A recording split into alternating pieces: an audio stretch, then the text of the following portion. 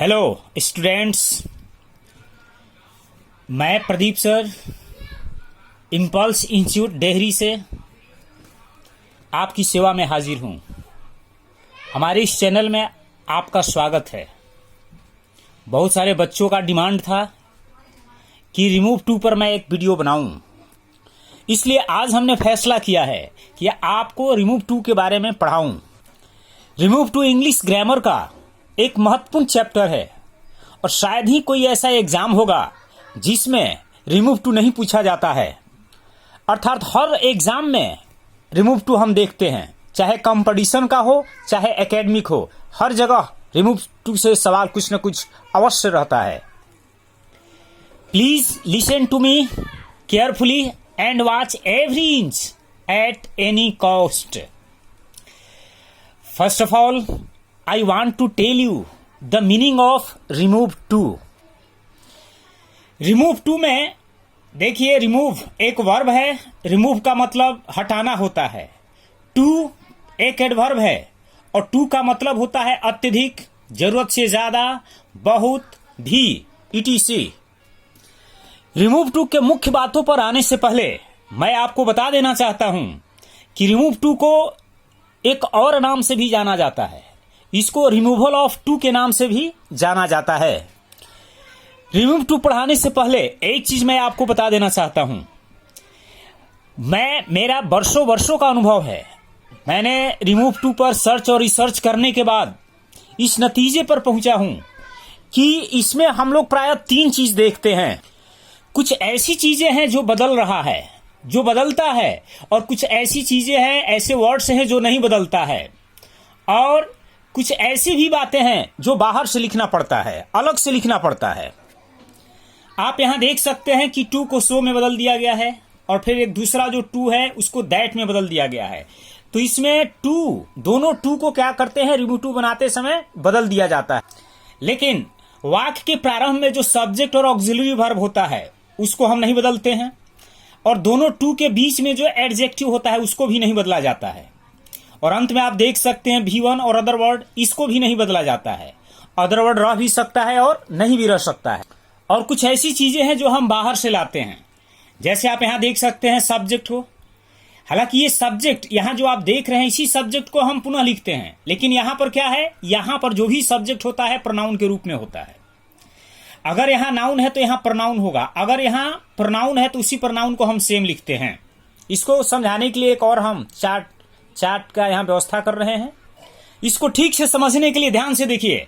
अगर मान लिया जाए सब्जेक्ट में राम है तो क्या लिखेंगे, ही, सीता का सी, बॉय का ही, बॉयज का दे, गर्ल का सी, गर्ल्स का दे, माई सन का ही, सन का ईट, प्रॉब्लम का ईट, पेंसिल का ईट, माउंटेन का ईट, राम एंड मोहन का दे, सीता एंड गीता हो तो दे, पीपुल रहेगा तो भी दे, योर वाइफ है तो वाइफ के हिसाब से क्या होगा, सी होगा।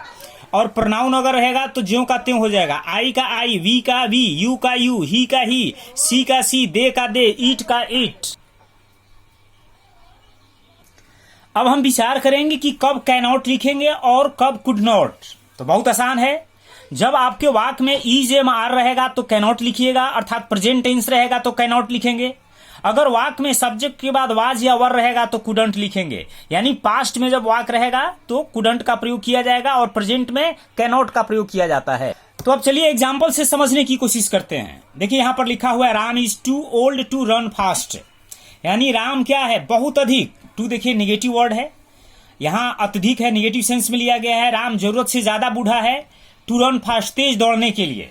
तो इसको बना दिया गया। देखिए आप यहां पर राम इज को ज्यों का त्यों लिखा गया है, टू को सो में बदल दिया गया है और एडजेक्टिव ज्यों का त्यों लिखा गया है। फिर टू को दैट में बदल दिया गया है।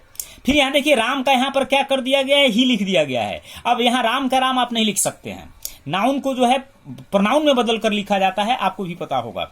और इसके बाद देखिए हमने यहाँ ईज के चलते यहाँ कैनॉट हमने लिखा है, और या अगर कुड नॉट लिखेंगे तो गलत हो जाएगा, क्योंकि वाज रहेगा तब कुड नॉट लिखा जाएगा। और अंत में जो रन फास्ट आप देख रहे हैं उसको ज्यों का त्यों उतार दिया गया है। तो शुरू में जो सब्जेक्ट है और ऑक्सिलरी है उसको लिखा गया है, फिर एडजेक्टिव को भी ज्यों सेम लिखा गया है, और अंत में आप देख सकते हैं रन फास्ट को भी ज्यों का त्यों लिखा गया है। और अलग से आप क्या देख रहे हैं, ही और कैनॉट, ये जो है अलग से लिखा गया है ना।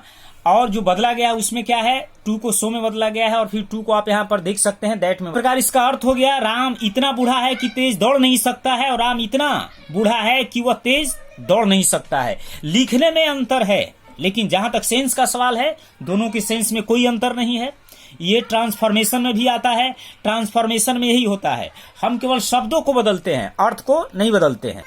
दूसरा एग्जाम्पल लेते हैं, he was too weak to work hard, यानी वो इतना अधिक कमजोर था, बहुत अधिक कमजोर था, टू वर्क हार्ड, कठिन परिश्रम करने के लिए।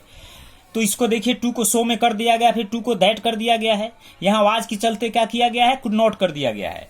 तो वह बहुत कमजोर था टू वर्क हार्ड, कठिन परिश्रम करने के लिए, तो वह इतना अधिक कमजोर था कि वह कठिन परिश्रम नहीं कर सकता था।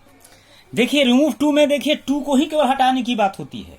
रिमूव टू में दो टू होता है, लेकिन दोनों टू को बदला जाता है, लेकिन नाम क्या है, TOO को ही हम लोग हेडिंग के रूप में लिखते हैं। दूसरा टू का कोई गारंटी नहीं है, वाक्य में रह भी सकता है और नहीं भी रह सकता है, या उसके जगह पर दूसरा प्रीपोजिशन जैसे फॉर भी हो सकता है। टू का अर्थ भी होता है, लेकिन इससे रिमूव टू नहीं बनता है। अगर बनता है तो आल्सो से हम बनाते हैं, लेकिन अक्सर परीक्षा में ऐसे सवाल नहीं पूछे जाते हैं।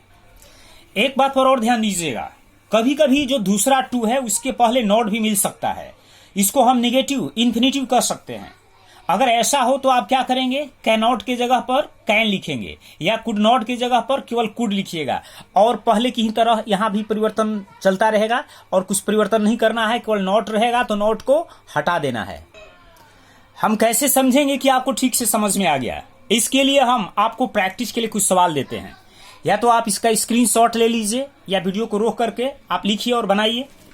देखिए क्या है, Sita is too fat to dance fast, Ram is too slow to win the race, he was too weak to play, we are too poor to keep a servant, my son was too weak to play.